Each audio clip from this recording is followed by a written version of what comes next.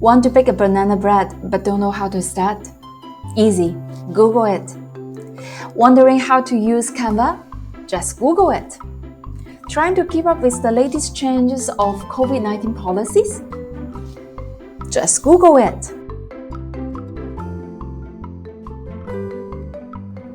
Nowadays, people are so used to Google search for answers to all their questions. When a question pops up, it almost becomes an instinctive reaction to say, just Google it. But I take issues with that, and I'm going to tell you why. It all began from the interactions with my grade 5 students. In the unit of inquiry, where we are in place and time, when students finished their group inquiries into major ancient civilizations, I would throw this question to the floor. In your opinion, what would be the trace of a civilization? Students are expected to come up with raw theories through brainstorming, discussing, and making connections. However, in recent years, I found more and more students tend to react to my question by instantly asking, "Can we just Google it?"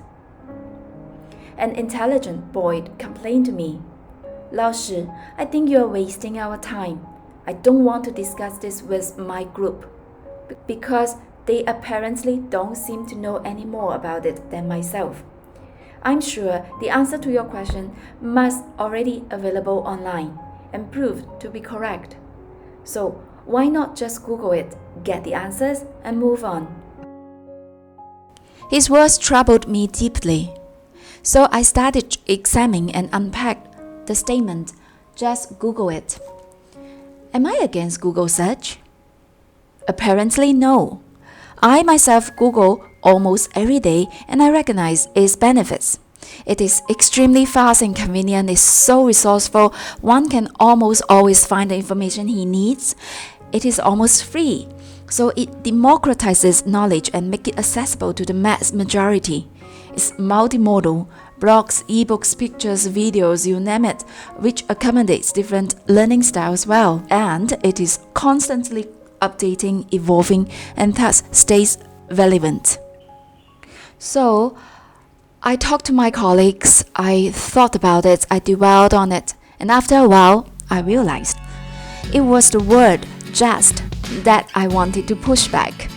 When I say just Google it, I mean that students intend to just copy-paste the questions from the teacher into the Google search bar, skimming through the returns fast and lightly, or even just randomly choose one of them, copy-paste back to his work, submit it, and consider it done.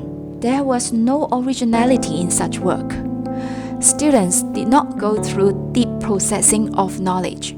No critical thinking, not making connections between concepts.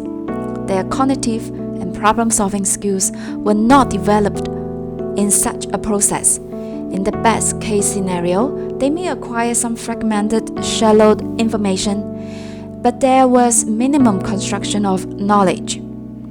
I am concerned, in the long term, how will such passive, robotic Google searching impact our young students? Students are more likely to be stuck in the lower level of understanding in the solo taxonomy, lingering in unit structural level such as find, match, and quote, but not developing a higher level of understanding. For example, at relational level, analyze, explain, argue, transfer, or at the extended abstract level, hypothesize, generate, and invent. But aren't all this our students will need in the future? So I think my claim would be, don't just Google it. Google it mindfully and critically. Be mindful that Google search is a tool, not our thinking agent.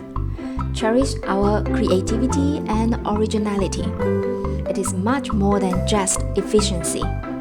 Using the above example again, The topic of ancient civilization is more of a vehicle for developing students' thinking and communication skills in the inquiry classroom. From an inductive approach, the process of how they form their claims, laid out their arguments to support their opinions, organize and present their thoughts are far more important than how fast students can find the correct trace of civilization. Be mindful that the returns of our Google searching can come from anyone. The returns can be of high quality, low quality, or even completely wrong. In some extreme cases, it can be malicious and intentionally misleading. So let's consume the information critically. Pause, question, think, then form our own opinions. We also need to be mindful of getting anxious. And yes, a lot of us can actually get overwhelmed by Google searching. One main reason can be due to the overwhelming number of returns. For every Google search, we easily get a few 100,000 returns. It is daunting. It is almost impossible that we could go through all of them. And one may get anxious, worrying that he may miss the most suitable answer for himself. Too much information becomes its own form of obstacle to the most relevant information. In the history of tomorrow, Harari said, in the past, censorship worked by blocking the flow of information. In the 21st century, censorship works by flooding people with irrelevant information. Another reason to cause anxiety may be due to the lack of field content knowledge to critique the information. For example, a teenage girl told me that she once had a stomachache and Googled the diagnosis that her doctor told her. She got anxious about all those miserable scenarios and literally thought she was dying. When we Google search for specialized topics, we should be mindful that we actually need professional guidance. Otherwise, we are prone to interpret that out of context and make wrong calls. Last but not least, be mindful of overconfidence. Opposite to getting anxious about not knowing all we need to know, another scenario is getting overconfident. After one has browsing for the first 20, 30, 40 returns, he feels he had read a lot. And if all those returns happen to share a similar standpoint, one may have an illusion that the whole world shares or should share this standpoint with him.